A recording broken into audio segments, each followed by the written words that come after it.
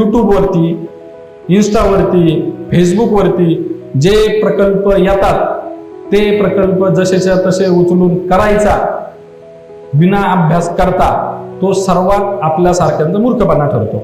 मी खराब शब्द आहे, परंतु का उद्देशून काय वापरला मी, आपली यंग सर्कल काय होतं, यंग पिढी काय होती, जास्त ऍडिक्टेड मोबाईलला असल्यामुळं इंस्टाग्रामवरती काहीतरी बघतात, एखादी फ्रँचायसी असते ती फ्रँचायसी बघतात आणि त्या फ्रँचायसीच्या नादी लागून पुण्याला जातात, फ्रँचायसीवाल्याला पैसे देऊन येतात, इकडे येऊन ती 6 महिन्यात असं समजतं ती फ्रँचायसी बंद पडली.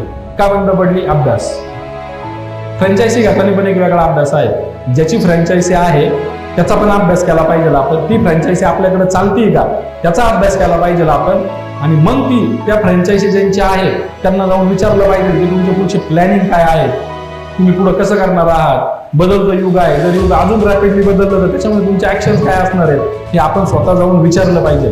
त्यांना शेवटी फ्रँचायसी द्यायची, त्यांना विकायचंय ते तुम्हाला सांगणारच, परंतु काय होतं, तुमचे प्रश्न अपुरे पडतात, तुमच्याकडे प्रश्नच नसतात. उद्या त्यांना इन्कम होणार आहे, फ्रँचायसीवाल्यांना इन्कम होणार आहे, त्यांना होणार आहे, तुमचे जेवढे जास्त प्रश्न असतील तेवढे मांडा. प्रश्नातून तुमचं उत्तरातून निराकरण होईल सगळं, आणि मग त्या फ्रँचायसीच्या आणि याच्या नादी लागून ती फ्रँचायसी घ्या.